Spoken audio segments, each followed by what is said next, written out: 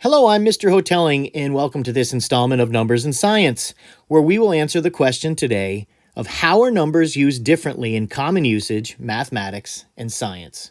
What will we learn? We will learn that how we think of, use, and write numbers depends on the purpose or purposes for which they are used. Those could be used for science, mathematics, or in colloquial or common usage. We will see that there are differences in how numbers are used colloquially mathematics, and in science. Colloquial simply means used in common, ordinary, or familiar conversation or usage. Not formal usage. Almost all terms we use in our lives by the time we enter high school are used in a colloquial sense. Numbers generally refer to the size or number of things. There are differences between colloquial and scientific usage of numbers, words, and concepts. And this idea of the difference between colloquial usage and scientific usage of numbers, words, and concepts is a central theme in learning commencement level science. It could be said that one distinguishing factor for students who are prepared for college study of science is that they understand and appreciate the different usage of colloquial versus scientific and how numbers, words, and concepts are used.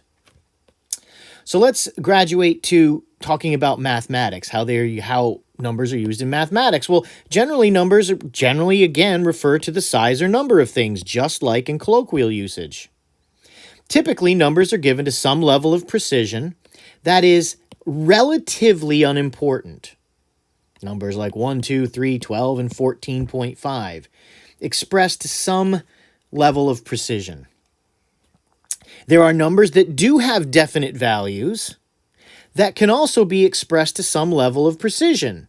So there are numbers like pi that may have 1,000,000 decimal places to them, but we may agree to express them to 5 decimal places, or a number like the square root of 2, which could be expressed to thousands of decimal places, which we will express to 4 decimal places, or the fraction 4/3, a ratio 4/3, we could choose to express that to 6 decimal places. These numbers all have definite values, but they can be expressed to different levels of precision. And that level of precision in mathematics that we agree to express them is arbitrary. It's an agreed upon number of digits or decimal places. For example, a teacher may say, or an exam may require, that you always use 3 digits, or always round to the thousandth place, 3 decimal places. And I want to make a distinction that this is referring to the number of digits, not to the number of significant digits, which is a scientific term. So a math teacher may say significant digits, but that's not really what they mean. They're confused as to the actual meaning of what a significant digit is. They just want you to express it to a particular number of digits. Significant digits refers to something special in science. So again, in mathematics, the precision in which we express things is arbitrary. It's like judged or decided by a judge or an arbiter, arbitrary, rather than by a law or statute or principle. There is no real principle involved in deciding an arbitrary number of digits or decimal places to round an answer. So by way of example, an examiner or a teacher could have easily decided to say use 2 or 4 digits or round to the 100th or 10,000th place as using 3 or the 1,000th place. So in mathematics, the precision, the number of digits, the decimal places that we use or express numbers to is arbitrary. So of course, in science, there is something different, and that is that every number to a scientist has some level of uncertainty associated with it. And this idea of uncertainty is the focus of learning and using numbers in commencement level science.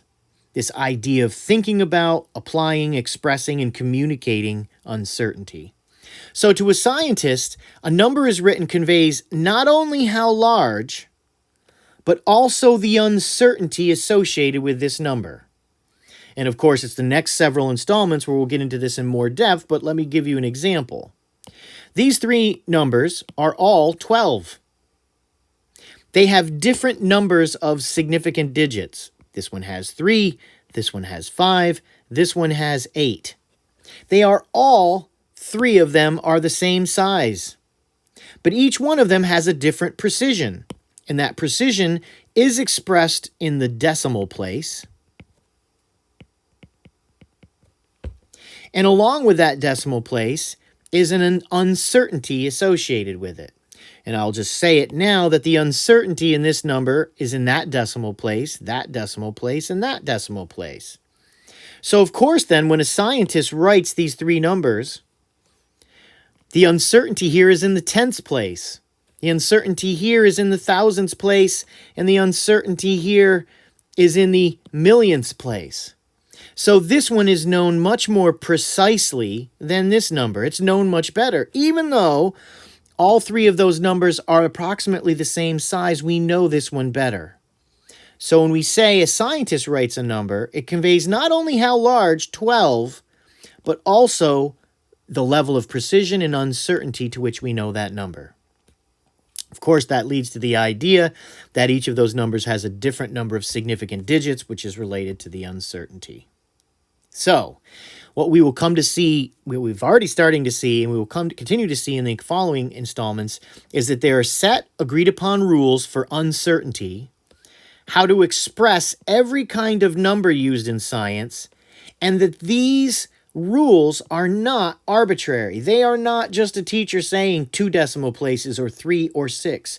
There are rules that all scientists agree to use, and we call those conventions, that allow us to communicate very clearly not only how large the number it is, but also the uncertainty associated with that number. And that is not something we do in colloquial usage. That is not something we do in mathematics, but it is something we agree to do in science. So again, as I mentioned previously, knowing and applying these rules and conventions distinguishes commencement level, or being ready for college, from having middle school level performance or being ready to enter high school. In the next installment, we will look a little bit more deeply at different types of numbers, those types of numbers being discrete or quantum numbers and continuous numbers. And I look forward to seeing you in the next installment.